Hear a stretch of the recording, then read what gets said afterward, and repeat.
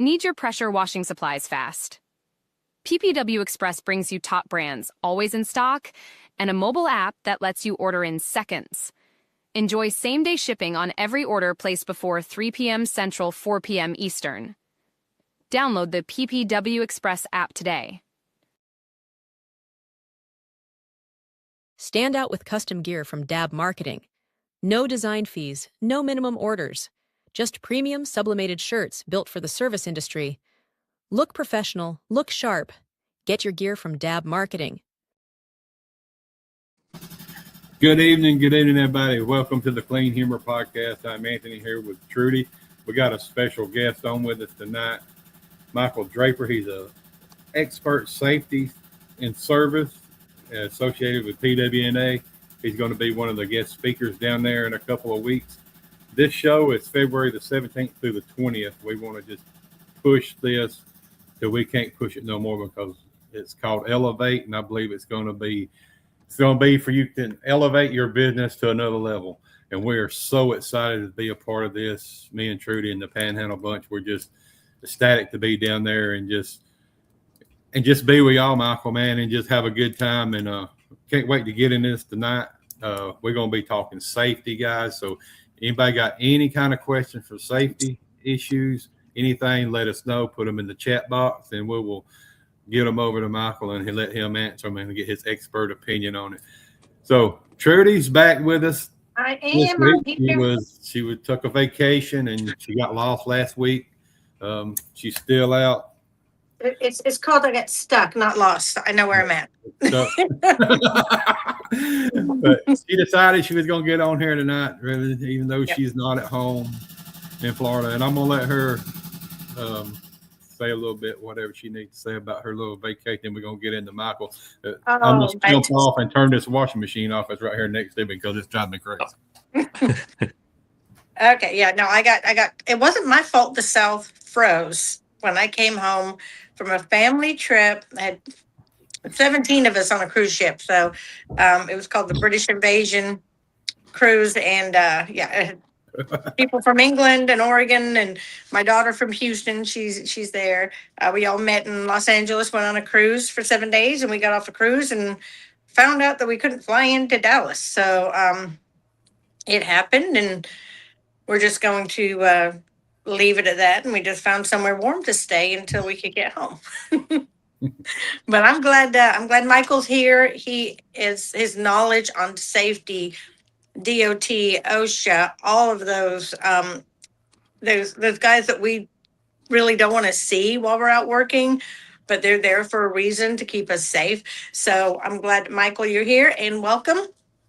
Thank you so much. I appreciate having me. And it's good. I'm looking forward, as you guys are, to the event that you mentioned at the onset, and it's going to be a really nice time down at Elevate, and hopefully the weather cooperates, right? Hopefully we're not freezing down there, but looking forward to it. So thanks for having me on. I've been cold for the last 2 weeks. It's time to warm up. So yeah. Somebody broke the heater in Florida. We need to get that fixed. But hey, Barry's on, and Blake's on. Hey, Blake. So you are doing a safety class. So what can you go into detail? Well, you don't have to do the whole class, but kind of tell people what they can expect. Yeah. So at this particular event, Expert Safety Services, we really try to focus our attention and what we're doing at height work. And so whether that be, a person on a suspended scaffolding in an aerial work platform, on the ropes, rope descent work or rope access, we really focus a lot in that area. And one of the reasons that we do is because there's a huge hands-on need for that type of work. It's one thing, there's a lot of safety classes that can be covered on a video or in a class or what have you. But those types of classes, they need some evaluation on hands-on. Yeah. So, the IWCA, International Window Cleaning Association, and the PWNA both have rope access classes. And so this being a joint venture, we're doing one on Wednesday and we're doing one on Saturday. And so we're primarily this going to focus on rope, at height work on rope. And a lot of power washers, we deal with a lot of power washers on this. And one of the one of the really cool things that we get into with guys that are trying to go to different places, even with soft washing, and that is a good one. So Florida is a great state where they're going to soft wash a high-rise building. A lot of times they're going to start on the ground, and we've seen some beautiful setups where, you know, even with auto ascenders and things where they auto climb up and they're putting and applying chemical on the building. Then they get to the top, they flip over to rinse, and then rinse back down. And so we deal with quite a few power washers that actually do that type of work. Last year at the PWNA convention, we had a company come in that was brand new. They were getting into the work. They had jobs lined up. They come in and took the rope class, and they're in the Houston area. And man, they've just taken off. They've just done a beautiful job and being safe, and it's been fun to watch them. So anyway, at the show, that's primarily the class that I'll be focusing on this time. There's of course a lot of classes being offered, but that's where I'm going to focus. And I'm going to start the questions off. All right. If OSHA showed up tomorrow, what's the first thing most pressure washers would fail? Well, that's a good question. I think the one thing that you know we just have to be careful of as an industry is we have to be careful about. I call them drive-by fines, right? So it's where the person doesn't really have to get out of the truck. They can see obvious problems. One thing that we see a lot with is improper ladder sets. And so you see an improper ladder set, either the angle's off, or just one that is really easy to see is if there's not 3 rungs above the roof surface. So that's stated in OSHA. So if the person's driving by or they're looking at it and they see that right off the bat, oh, they're up on the roof and there's only 1 rung above the ladder, they probably don't know what they're doing. And now we just start getting into things where it compounds, right? Then they start looking. Yeah, so it's like set your job site up.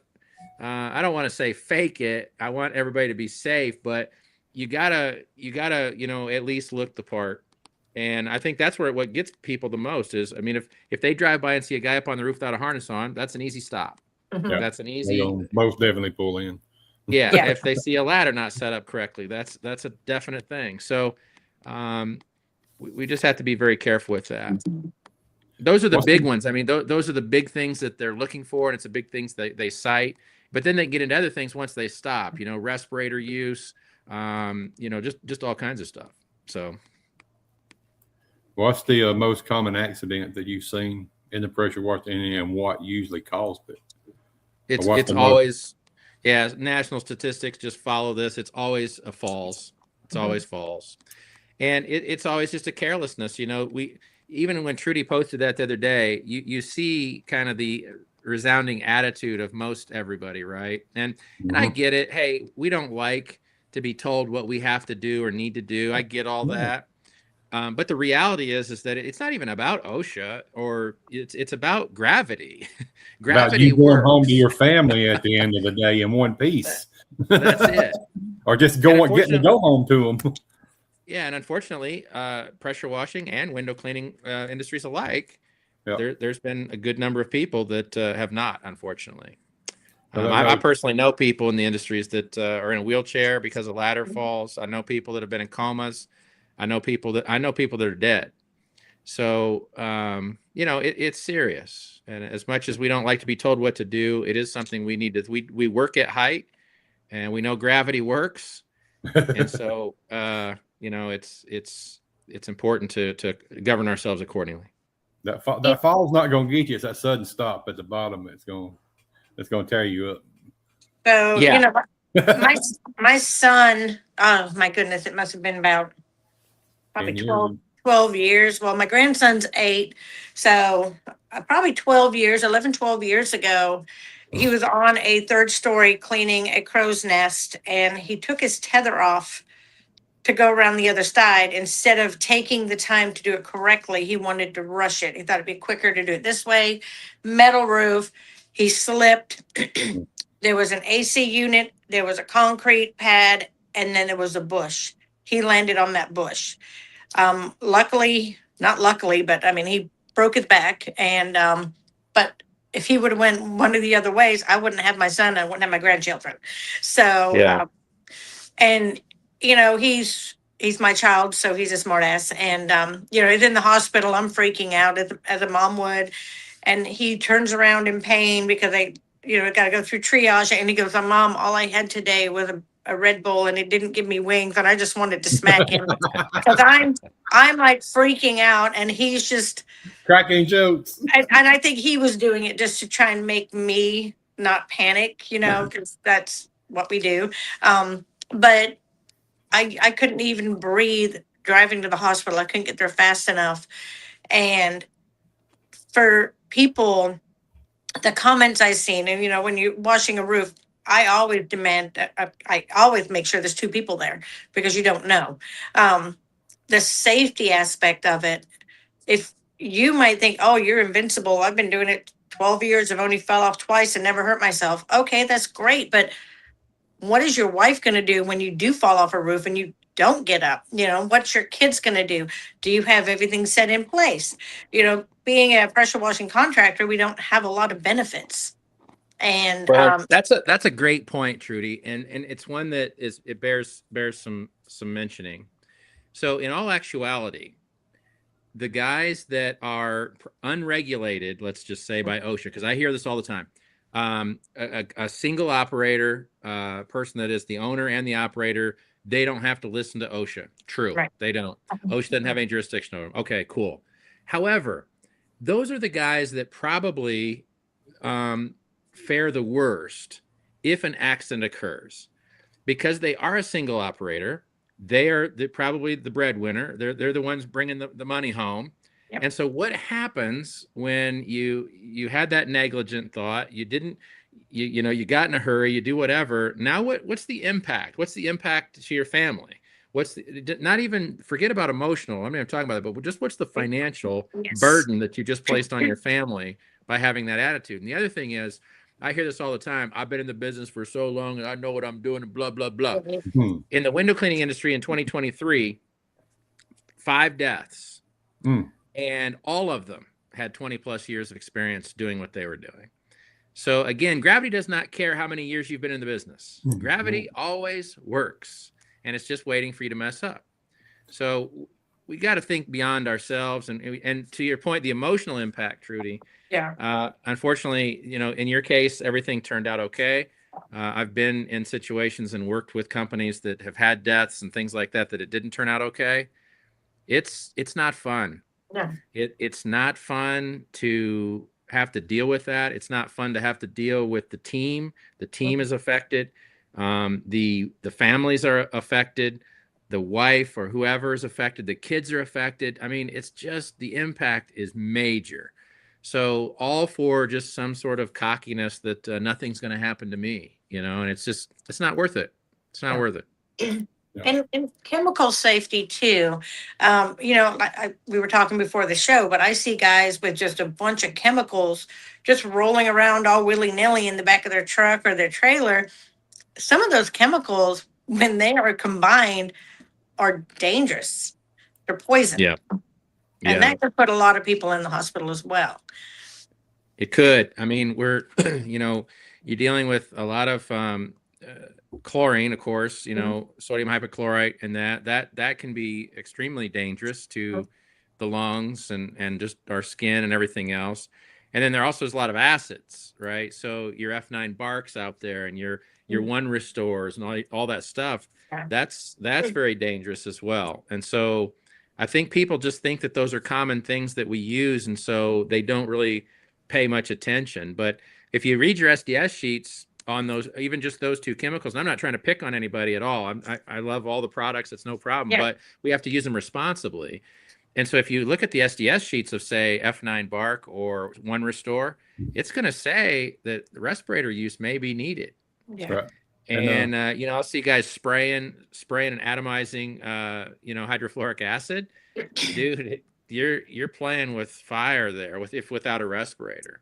Yeah. And so we really have to just, I always say on an SDS sheet, the most important thing, some of them are thick, right? And it's boring reading and nobody cares. But if you're just looking for your safety, section 4 and section 8 is all you need. Section 4 is going to lay out first aid, and Section 8 is going to lay out the required PPE needed.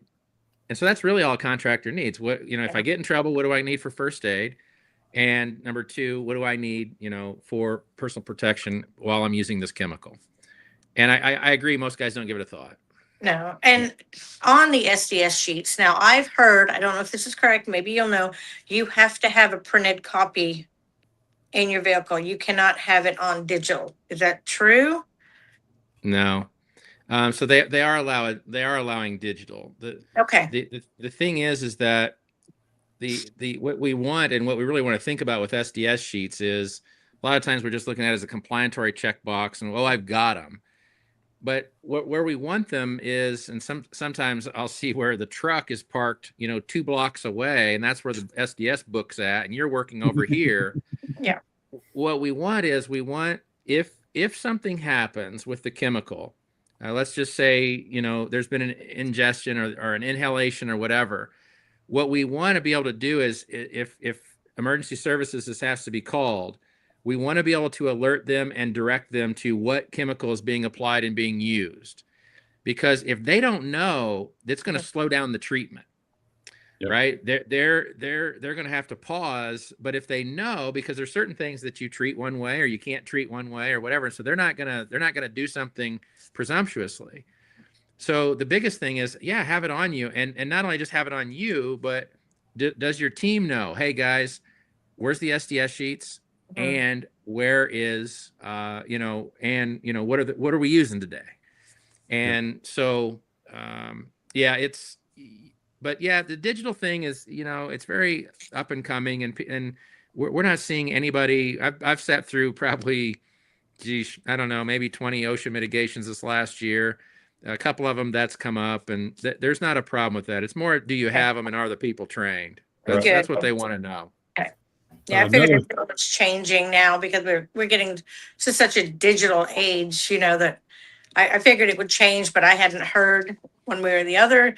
Last thing I heard is, no, you had to have a physical copy, just for, emergency services. So like, this is what I've got, and they can clean it up or, treat you. But good to know that you can use digital. It's going to save a lot of trees, to print all that out. But what you see though is here's the problem with digital. Again, this is why a buddy system is always crucial, because let's just say I'm working alone and somebody called, I sprayed my face with chlorine or whatever the case may be, and emergency services is called, and I'm like, I've got the SDSs on my phone, but I can't even tell, I don't know what the passcode is. I got face recognition on it or whatever. Now we have a problem, right? Because we're back to square one. Yep. So again, it's what's your work look like? Are you working alone a lot? Well, then maybe printed copy of SDS may be something that you want to do, because you could still maybe vocalize, but you wouldn't be able to find it. Yeah. Just surveying all that and then making, wise decisions. It's never really a can I or can't I. It's like, what's the work environment like? What's the whole story on a job site? Yeah, if you have employees and they take different trucks or whatever, it's good to have the chemical SDS sheets right there, so they don't have to worry about it on their phone, especially when you have a big crew out there. Yep, absolutely. And if everybody has a digital format or whatever, and we're all working on a crew, and then everybody just knows, hey man, Johnny got sprayed with chlorine. What's the protocol? Oh, it's on my phone. That's one thing. But a lot of guys are working solo, and so they may want to just consider which way they would go. But it's their decision. Yeah. So if you're carrying 2 or 3 different chemicals, say you got F9 bark, gold assassin, and aluminum bright, is it safe to put it in the same box, the same container? I mean, because you're bouncing around and stuff. If they got holes punched in them, I mean, you're mixing 3 different chemicals there together. Yeah, I mean, again, I would look at the entire work situation. I mean, it comes in a box from UPS, or if Trudy ships it out, it comes in a box. Yeah. The box. So, I'm talking about on your truck, carrying it on your truck. I know, you throw it in your toolbox or your or whatever. Because it's best to keep things separate as best we can. I mean, common sense is probably is key here. Would you would you pour those chemicals in the same chemical tank? No, then you probably shouldn't store them together. Just basic Right. common sense will probably save your life or save your lungs or, something. But yeah, I mean, just out in the field, I've been out in the field over 20 years, 16 full time. And I've seen a lot of stuff out there. I've seen a lot of stuff that I see other pressure washing guys. And I mean, I even learned from mistakes that, it's like, oh, not doing that again, but nowadays these guys they have mentors, they have training, they have YouTube, they have, not everything on the internet's true. AI, their AI is a good tool, but it's not all accurate. I googled industry paint issues, and I've been doing this for, I can't remember, 15 years now, investigating this, and I put it in there to see what AI would say, and it put everything down, and then all of a sudden it would put the incorrect stuff from other people. And I'm Yeah. just like, oh, that's not working. It's like, yeah, you can lower it to 0.5% and you'll be fine. I'm like, no, you're not. That's not right. and I'm just, then it frustrated me. I'm like, this is supposed to be a tool to help. So with these guys having all this information out there that we didn't back in the day, I think we had MySpace when I started, I think. Yeah. But You're dating yourself. Yeah. I know.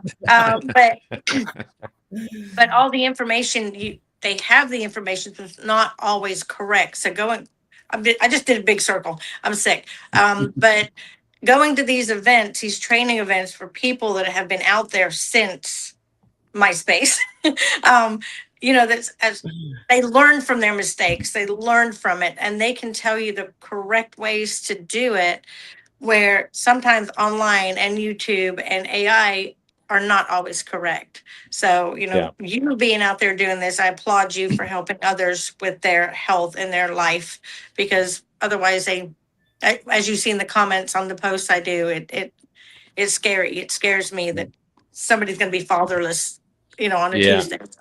Yeah. Another one too that people don't think about is, and this one's a little less dramatic, and so I think people don't think about it as much, but especially with pressure washing, and you get into garage cleaning, but even just around the pressure washer, the decibel rating on those pressure washers, run a sound level meter sometime, run a sound level meter up next to that pressure washer and see what it is. And then, anything over 90, I think I have to look at the chart. I think 85 or 90 decibels, you can't work, more than a few hours in that environment without potential hearing damage. And I tell you, you get into a parking garage or something like that, where you're doing work, you're echoing that. And it's one of them that it's not going to kill you that day. No. But, it's one of those things where you've got an employee for, you want to, who doesn't want a 10, 15, 20-year employee working for them? But then, Johnny's not here and he don't hear when you're saying something. Where you're like, yeah, I've been running that pressure washer for 20 years, Well, we could have thought about that. We could have thought about that, and we should be, because the decibel rating, the decibels are much higher on those than we think. Yeah, Ryan even commented hearing protection has been big for him. Said he's been wearing the giant 3M earmuffs while he's been washing to maintain his hearing. Yeah, and I do want to balance that, because we have to be careful, because a lot of pressure washers and that are working in environments that have traffic hazards as well. Yeah. And so you've got to be able to block some of the decibels down, but still have an awareness of what's going on around you, right? Yep. And so there's with the little, just a lot of guys don't know this, but so there's a hearing decibel rating chart. And when you go to Home Depot or you go to Trudy's or whatever, and you're going to buy an earmuff or a bud, it's going to say, minus 15 dB. So what that means is whatever the decibel reading is, let's say you pull your phone out and the decibel on that is 80, it's going to bring that down to 65. All right, now at 65, you're able to work an 8-hour day. But you've noticed if you wear earbuds, it protects my hearing, but yet I can still hear things. And so it's really important to kind of understand that and know what's going on, so that you can be safe in all categories, right? It doesn't do any good to be safe one way and then get hit by a car because you couldn't hear them. So Right. So Ryan, Ryan had a question. Ryan had a question. He said, if he does not provide hearing protections for his crew and they go deaf, who's at fault? That's an employer responsibility. Lawyer. Okay. So an employer must provide, and this is where it gets, where if we're going to talk about OSHA governs the employee-employer relationship. And so absolutely, if I have a crew of guys out there and we're working in a high decibel environment and I'm not providing PPE for them, I'm absolutely negligent. but if And you provide it and they don't put it on, don't use it, who's at fault? well, that can be a little different. So that can be employer negligence, or I'm sorry, employee negligence. However, OSHA does. We got into this a few years ago. We had wrote this beautiful safety program, we thought, and one of our clients got in trouble with OSHA, and we went in the door and we're like, we got this and we got this and here's this and here's that and here's this and all this da da da da. And the OSHA guy looks at us and says, "Yeah, that's a beautiful program, but what are you doing to enforce that program?" And I was like, "Oh." So we've since created something for that, but they expect that you not only are just giving, PPE out, but that you're going out and making sure that the guys are wearing it. Now, there is employee negligence, and if we see this in cases all the time where the employer did provide it, they did provide the training on it, and they provided the equipment on it, and the employee just decided they weren't going to use it or they used it improperly that day, that can fall under employee negligence, and employer wouldn't bear responsibility. So, but it's good to check up on them. Stuff and I buy it and it's on my truck and I'm not on the job site with the guys, I mean, I don't know if they're using it or not. So, correct. If something happens and say if they're on a roof or something, he got a guy on the ground around the truck, he ain't got his ear protection on, everything. He's one of these that know-it-alls and stuff, and he wants to look good. Standing in the middle of a parking lot somewhere, he don't want the big muffy things on his ear, and the ladder is one run above the roof, and OSHA pulls up. I mean, I'm not there. I can't enforce the rules if I'm not there. So is that still gonna fall back on me, or is that gonna fall back on? I mean, I'm the owner. I understand, but yeah, it can fall back on you, and so again, it's one of those things. If we got into a mitigation, and they basically when we investigated this, which always happens, they're going to sit down, they're going to ask for a bunch of stuff. If we can show that Anthony did provide training, and here's Johnny's certificate, and was there a JHA, and we were directing the work from the office, and and everything was provided, then probably it's going to come back employer not responsible. But some of that can fall apart. It's not just as simple as just sending him, giving a guy a pair of earbuds and say, "Here you go, you're safe. Be safe today." That won't get it. There have to be a little bit more than that. right. Yeah, I seen somebody comment that these things aren't usually enforced a whole lot with OSHA, so guys don't take it serious. And I would agree with that statement. Yeah. The thing that we want to try to, yeah, you guys don't even have general liability. Yeah, I get it. The thing that we don't like to see compounded things. So if OSHA does stop at your job site or whatever, they like to compound it. So and each infraction at this point is it's $13,000 this year, and then that's not per stop. That's per line item offense that they can find. Wow. You want to repeat that again? Yeah, I didn't think it was that Little, high. little more slower for us Southern people. Okay, yeah. Let me say that with my Southern accent. Yeah, 13,000. Yeah, and that's not per incident. No. It's for whatever line item they can tag. So wow. what we'll see oftentimes in an OSHA fine that comes back is they'll cite 4 things, and now you've got a fine that's $50,000-$60,000. And it's true that we can mitigate that and we can negotiate that, but whatever, it starts off at a very scary number. And so what we don't like to do is have the stack on us. That's what I call it, the stacking fine. So if they're going to stop in my ladders, they're going to fine me for my ladder, okay, but I don't want them to get me for my SDSs, and I don't want them to get me for my hearing, and I don't want them to get me for those things too, right? And so, we just have to be careful about that. Yeah. Question. So while a guy's up there washing, you're doing a commercial building, you're doing a storefront or, in a beach, well, where we live, a beach area. So you're washing residential in a beach area where the houses are 5 foot apart.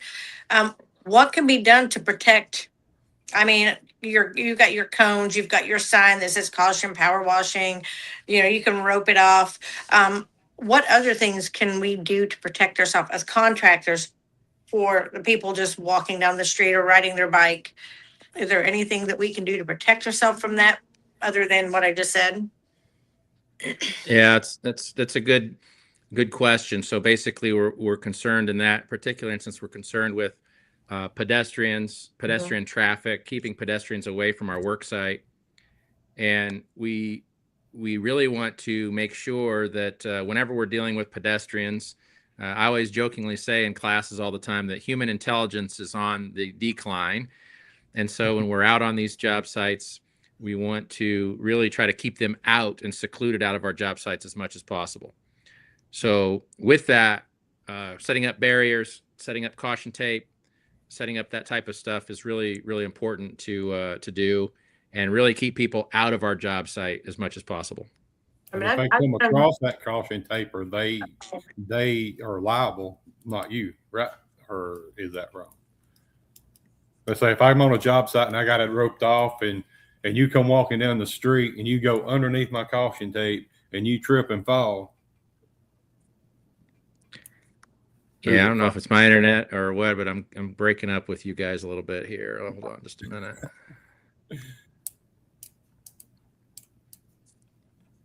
Trudy froze. Can you guys hear me okay? Yeah, we can hear you. Yeah. You good? Okay. Yeah, you're good. You good? All right, what I was asking, if I'm on a job site and I got it roped off and you walk underneath my caution tape, walk across the parking lot and you trip and fall, would I still be liable, or would it be like you say, we're just going to use you, Michael, for an example? I mean, is there a...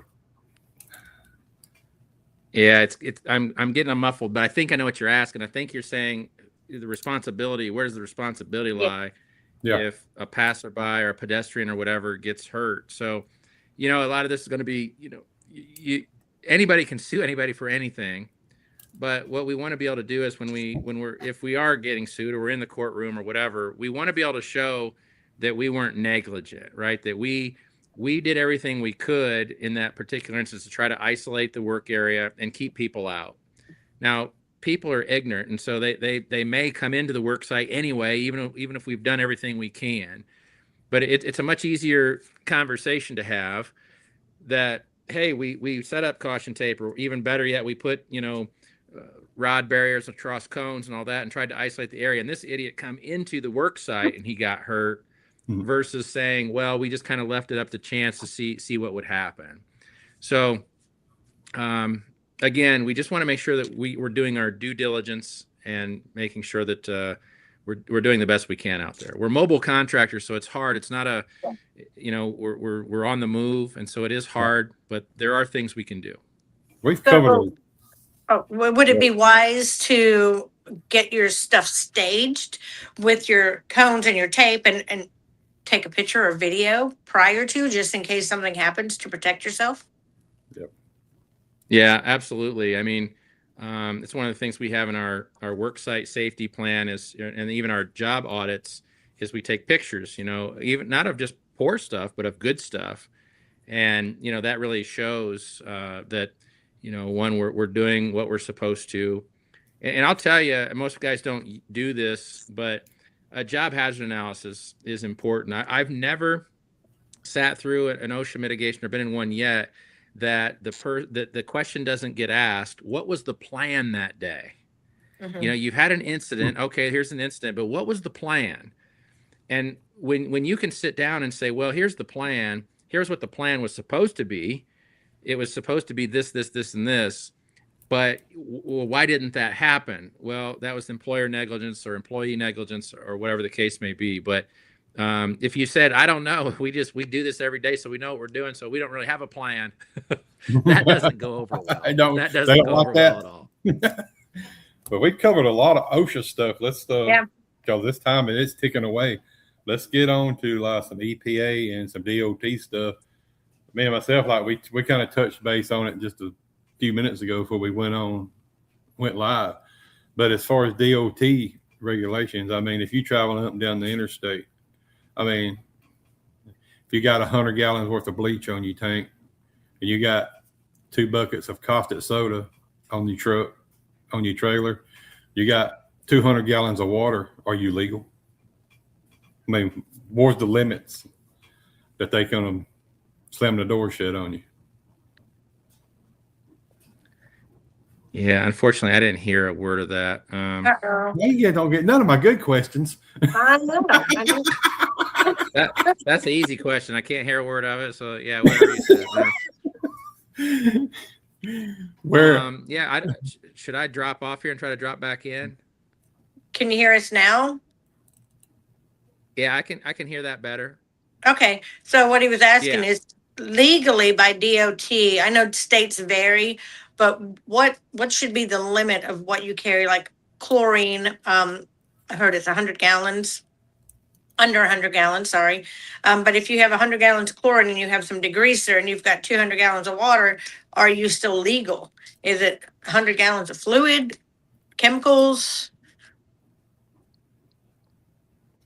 Yeah, I it is coming across pretty muffled. I think the question is about DOT regulations, and I'm just going to start off by saying, first and foremost, I do not consider myself a DOT expert. Gotcha. I tend to stay on the OSHA side of things. I'm familiar with DOT, obviously, with the PWNA and the regulations and things like that. I think the biggest thing that you want to do with this is you want to check. I mean, check and get who's going to be enforcing. That's the biggest thing, is who's going to be enforcing that where your work area is at, and then try to figure out, what are they going to enforce, and how are they going to view that regulation. So we did that years ago with, I seen a thing go across there with the Clean Water Act. And we went to the local enforcement agency where we were at in Illinois, and we just said, how are you guys reading this regulation? Does it mean no water can go down the storm, or does it mean chemical, or what do you? And they come back, they wrote us a letter and said, as long as it's water only, if you're spraying water only, we don't care. But if you put any chemical down, then we care. We expect you to reclaim. Well, that's a valuable piece of information. So the authority having jurisdiction there, who is the one that would come out and cite you, has told us how they're going to enforce. And so that's what I would advise people to do with their DOT thing as well, is figure out what's going to be the enforcement. But there are, a lot of people are not compliant in this area. I will say that, and have enough intelligence to know that much. But yeah, check it out. So Yeah. even if you put what's them things called, you put them down and you could catch like the oil, The pig socks. the pig socks, you put them around the drain, are you still supposed to reclaim? I mean, is there a loophole there that you can A filter. I don't think Michael likes me tonight. I'm having trouble hearing you. See if I. Yeah, jump back off and jump back on and see if that works. Okay, I'm gonna try that. Yeah, let me try that. We're having a little technical difficulties, but It's just every time you talk. I don't know. my Southern not Southern. Yeah, you're talking Southern, not muffled, right? I must be talking muffled because they can't hear me. Oh goodness! I thought I was talking muffled because I'm sick, but I guess not. Oh, we might have him back. Welcome back. Can you hear me now? It is better. Yeah, let's see how it goes here. Right. I'm not sure. Go and ask your question, Anthony. You ask it because he can hear you better than he hear me. What was the question? All right. about the chemicals? Are they called pig socks? Oh, pig socks. Sorry, I was on the other question. Something popped up. Yeah. So the filters you can put around drains. I mean, is that acceptable, or do you have to still reclaim if you do not use those filters? Yeah. So again, I think the key here is to figure out how the authority having jurisdiction in that area is going to regulate and enforce. So pretty much do your So- homework. If what? Do your homework. Do your homework. Yeah, do your homework. Because, yeah, I mean, in California, they're very strict.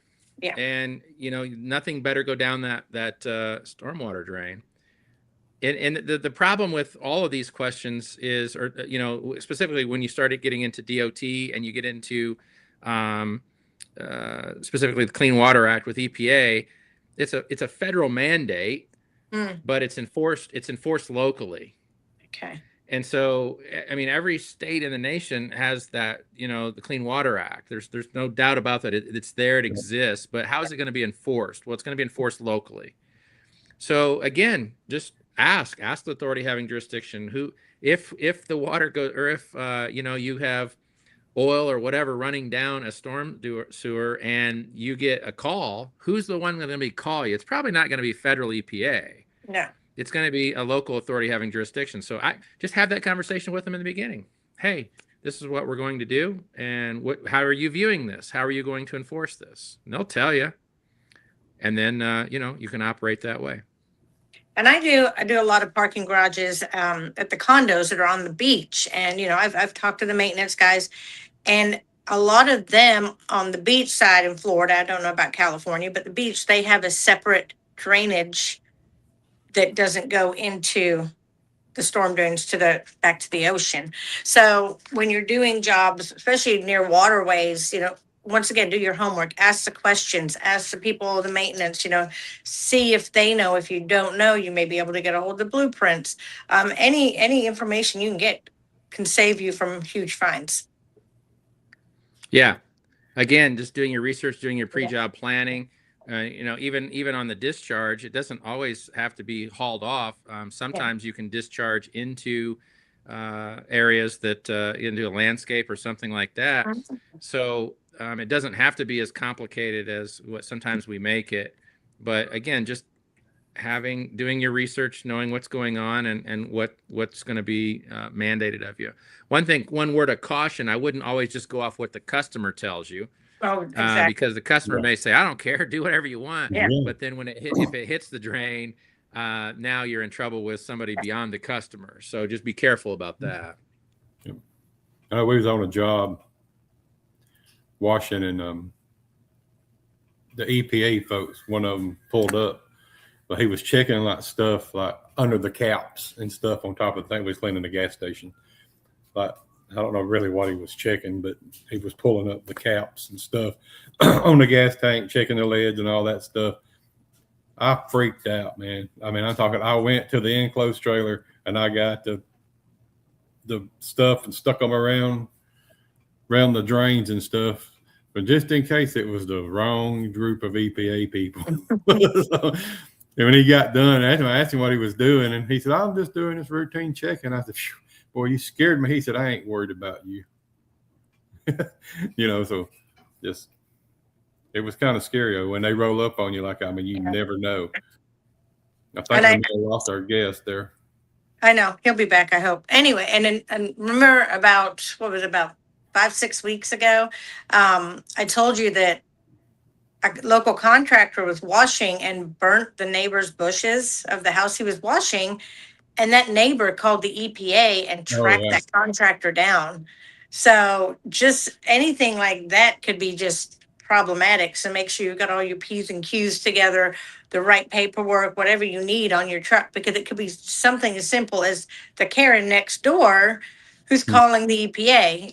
That's just, it blew my mind that a homeowner would call the EPA over burnt bushes. It's crazy. Yes, Barry, you're right. It sure did. Yeah. What did Barry say? He said Anthony's butthole puckered up like a pin. Oh. Are we getting back off to the clean humor thing? Jeez. Anyway, So the PWNA, I know I'm going to be doing the industry paint class there.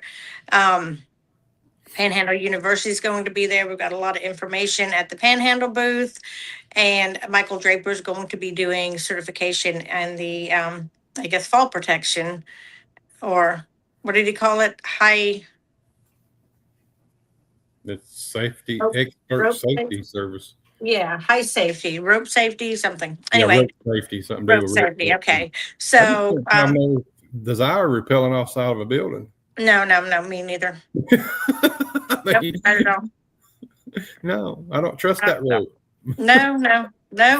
No, thank you. I don't even, you seen a little video of the roof I did. It was a little pump house, and it was probably as tall as me, so I can reach it from the ground. I'm like, this is the only roof I'm doing.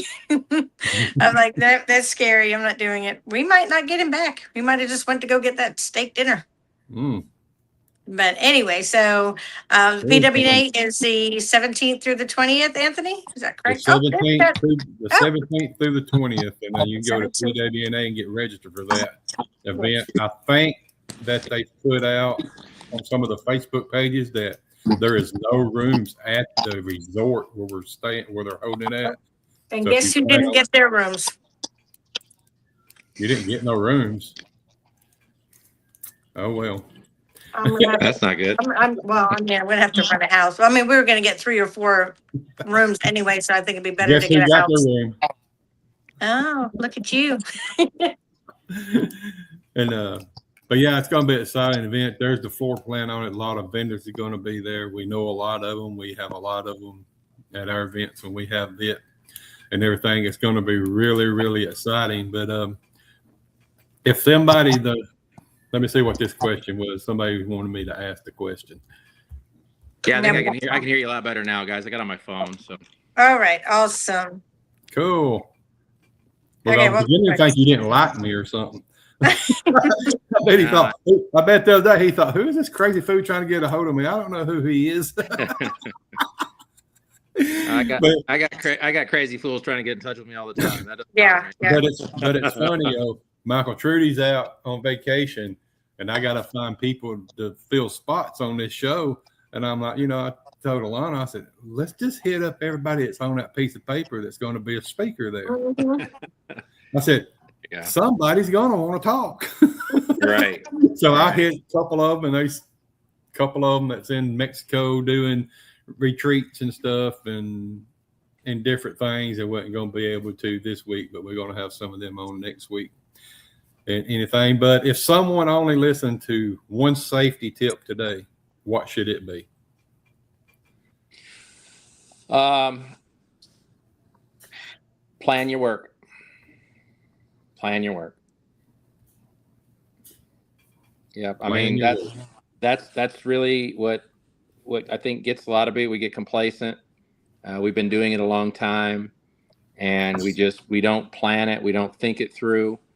And water-fed poles are one where I hear a lot where guys where they've done the job 3 or 4 times and they knew those electrical lines were there, and but they didn't plan, or something changed or whatever, and so they just kind of took things for granted. The wind blew, and so just plan your work. Think ahead. Think about what's going on, and don't be complacent.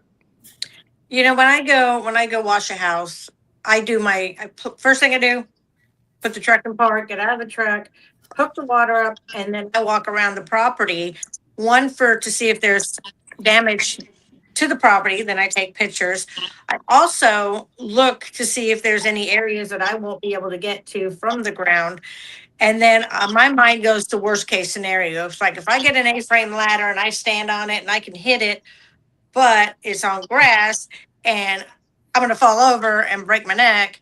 It's for me, I do that every time. I'm like, worst case scenario, what could happen if I did this?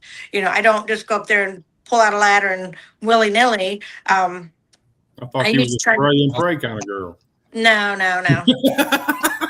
But, just protect yourself. And, always do that. I always walk around. I always evaluate the situation, the job, and see where I can make. So I was like, oh, I can't reach that, but oh, the neighbors has got an AC unit. I can stand on that and I can reach. That's more stable than pulling an A-frame ladder on pine straw because you don't know what's under that pine straw.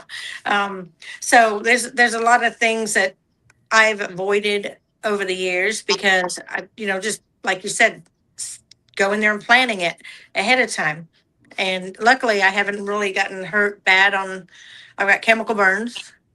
My socks got wet and chemicals, and then my boots rubbed, and that kind of stuff. But nothing serious.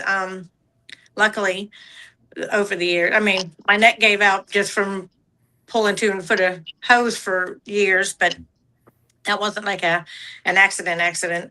It's just wear and tear on my little body. But yeah, so I think that's the best advice to give people, just to plan the job, evaluate every situation out there.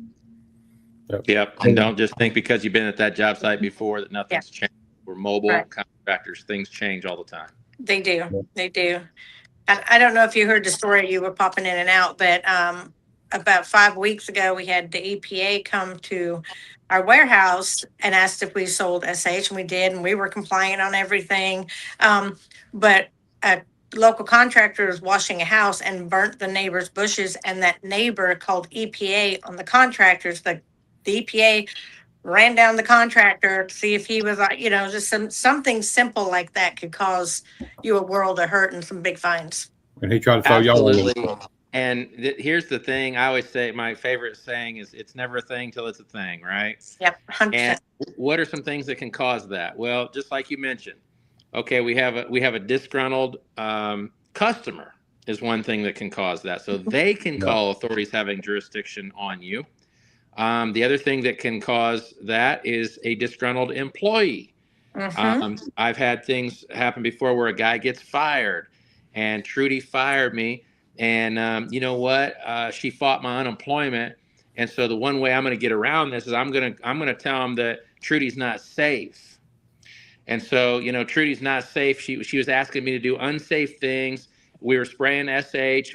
She never gave us a respirator. We were on ladders all the time. She never trained us, and so that's why I had to quit, because it wasn't safe. Yeah. And so we've had that a lot. Now it's a problem because the authority having jurisdiction has to investigate that. Yeah. Now it may be bogus, but it's not fun to have to go get called on the carpet. And then obviously, something, you get caught in the field with some sort of infraction. But things pop up. Even companies that are trying to really be compliant and be doing things right, things pop up all the time, and it becomes a thing. So how often, with OSHA, so I got OSHA training, I'm compliant, I'm everything. How often do those laws change? How often should you go and, take a refresher course on it? Well, I don't know that the laws change all that frequent. 2017 was the last release of the general industry standard, which is what we're under. So that's 1910. I see that quoted sometimes. People on Facebook or online, they'll say, well, 1926, which is a construction industry standard, says this, but we're not under 1926. We're under 1910. That's what we'd be cited by. So it hasn't changed since 2017. But I think the bigger thing is just to, stay fresh on stuff, not be complacent. That's probably the word of the day. Just don't be complacent, And what's it going to hurt to refresh some things? What's it going to hurt to, just have your team thinking about it? It's a big thing that I'm an advocate of is weekly safety meetings. And I'll hear sometimes people will say, well, I didn't learn anything new in that weekly safety meeting. It's like, it wasn't the purpose. No. Yeah. The purpose in the weekly safety meeting was to get into your head on Monday morning because you was out doing whatever over the weekend and you was arguing with your girlfriend before you got to work today. And I just want to jump in your head for 2 minutes before you go out and start spraying bleach. Or driving my truck. Or driving my truck or doing whatever, right? So trying to get your mind off of her and on what it's supposed to be on. That's it. So really, weekly safety meetings are just a reinforcement of what you already know. If we're teaching you something in a weekly safety meeting, something's wrong. We didn't do a good job in the training, right? but should just be a reminder. Oh yeah, I know that. Oh yeah, I know that. No, I know you know it. I just want you to do it. Yeah. So Ryan had a good comment. He's like, pre-inspections for any potential electrical hazard, especially on residential, has always been wild. You have to always assume some new handyman wired everything, which, he's true. I mean, we wash buildings all the time. They wash storefronts, and their plugs ain't ground fault plugs. Probably ain't got ground fault breakers in them. Mm-mm. They ain't got covers on them. Some of them you can't get to because they're behind the ice box. So, I mean, you got to be very, very careful when you're out there washing people's property, even houses. I mean, I've been to washed houses where they had the box covers on them. They still got the little seal around them and everything. Didn't think nothing about it. And I was spraying, and all of a sudden I hear snap, crackle, and popping like somebody got a big old thing of Rice Krispie treats in front of me. And I get looking around, and it's the guy's plug by his door. So I call him. Lucky I know him real good. And I said, "Hey, where's your breaker box at?" He said, "It's in the garage, bottom garage." Why, what's up? And I told him. He gave me the code. We flipped the breaker. And just to make sure, I mean, it was already tripped, but I went ahead and did it all the way. It done all the damage it was going to do already. But it's still, I mean, you got to protect yourself. I mean, it had everything there that should have not done it, but water got in it. Yeah. So protection, tape them up, and that's, that was my part. The electrical hazards, and then also too, just I don't know if all contractors know this, but specifically if you're an employer, there are some fire extinguisher regulations that have to be adhered to as well. And so we have fire hazards because of things that you just described, or anybody that's running a hot water burner knows at some point that baby's going up in smoke. I mean, they all do at some point in time. And so yes, we have, and what OSHA says is that you have to anticipate the fire. Now, they don't expect you to be a firefighter or have a big water truck there, but anticipate the fire and then have the appropriate apparatus that would at least get things started. And I'm sure there's a lot of contractors out there that don't have fire extinguishers on their truck, and they should, because you're spraying chemical. You've got chemical hazards. You've got electrical problems that you could have, and so really kind of looking in and diving into that as well to make sure that you're compliant there. So I just thought of a question. So you've got these non-licensed washers out there. Now they get hired to wash a house, and they fall off the ladder and get hurt, and they want to sue the homeowner's insurance. Mm-hmm. Exactly. Is that what they do? I mean, or does it come back? Are the homeowner protected if they hire a non-licensed washer? Well, that's interesting. So, the courts decide these things, but there is a precedent being set right now in Florida, in your state, Trudy, where that very, very thing is happening. So a employee of a contractor got hurt at a residential home, and the employee then is suing the homeowner, or is naming the homeowner in the suit as well. And we'll see how all that's going to track down. But however that case is decided, that could set the precedent of that. Yeah. So yeah, I mean, it's a scary thing. I mean, that's a, when we talk about, I mainly stay on the safety side of things, but when you talk about, safety and how can I sell it, right? Because sometimes it takes extra time or whatever. How can I sell safety? That's something you could bring up, because it is a competitive environment out there. Is, hey, my guys have all been through this, and this. We're trying to be OSHA compliant, or whatever authority having jurisdiction you want to talk about. We're trying to. Here's what we do. Here's how we're going to mitigate those hazards. Because, by the way, we don't want your homeowner's insurance involved in this. Right. Yeah. And that should throw up a red flag in a responsible customer mind. Hey, these guys got their stuff together, and Anthony comes in there. Hey, we just get this done. Don't worry about us. And it's going to set you apart from people. Yeah. But he have to also sue his employer too, correct? He could. They'll sue everybody. You know, they're gonna try to follow the money. Yeah. That's what it's The reason I say that for it is this: we was washing a service station in Montgomery, and it's a 24-hour store. So I mean, why be there at midnight in this part of Montgomery, Alabama, when you ain't got to? So we wash them during the day. The ones that's in bad neighborhoods, because I'm not a penitentiary. I don't want to get shot at by no means. I want to come home with my wife and kids. But long story short, the girl come in. She had them Crocs on. She slips in the floor. They had their signs out. I have signs out. I can't just block off the doorway. It's a business. They got to have them in and out. So we left her way in and out. She falls. She's laying there on the floor. She's not really hurt. I go over there and I ask her, I said, ma'am, are you okay? Oh, I fell. Blah, blah, blah, blah. I said, but are you okay is my question I'm asking you. I know you fell. I seen you when you fell. And she goes, yeah, I'm fine. It just kind of hurt my hip a little bit. Well, she lays there for a few minutes. She gets up. She goes, stands at the counter. I go in, me and the woman behind the thing. We have a little chit chat. And she says, well, she said, called the guy's name, the manager of the store, the one that runs the store, said he's on his way up here. So I go back out. Well, she leaves the property. Then she comes back and she starts taking pictures around our job site and everything. And well, I asked Connie, is that her insurance lady's name that comes to the show? Yeah. I asked her about it that year when we got to the Panhandle event.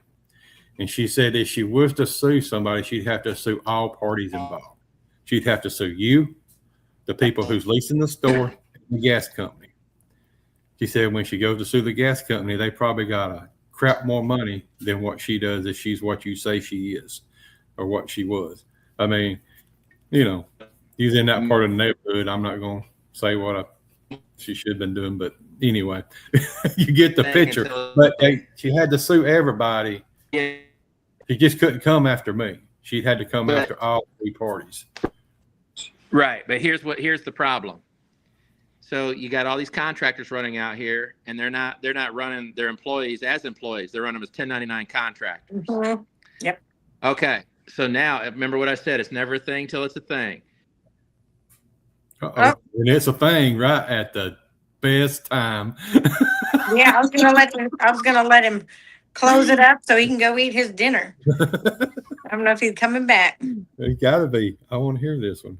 I know, but it's a thing, and then it's not a thing, and then boop, just like that, gone, like a magic show. There he is. All right. There we are.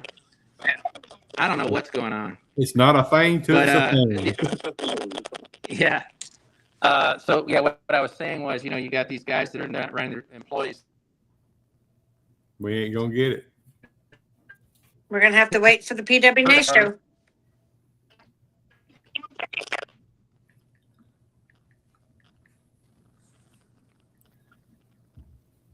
Nope. He froze up. We're not gonna get the answer. I am too. I told him to text it to me. All right. I guess. Well, we're just going to end the show then. He's having trouble and he's got a dinner date. So we'll just let him go. Thank you guys for being on here. I hope you got some valuable information from tonight's show. I know I did. And Anthony, I'm sure you did as well. And some information that I didn't know. But you guys stay humble and hustle hard. And thank you. We'll see you next Thursday. Get over the PWNA. Get registered for that. Yes. In Orlando, this February the 17th and 20th. For all of your pressure washing needs, you can go to panhandlepowerwashsupply.com, get all of that in. And if you want to look good out on the job site, you can go over to dabmarketing.com and get all of your sweet, sweet swag that she keeps us looking so good in. Guys, thank everybody for showing up tonight and all your comments and your questions. And everybody be safe out there. See y'all next week. See you next week.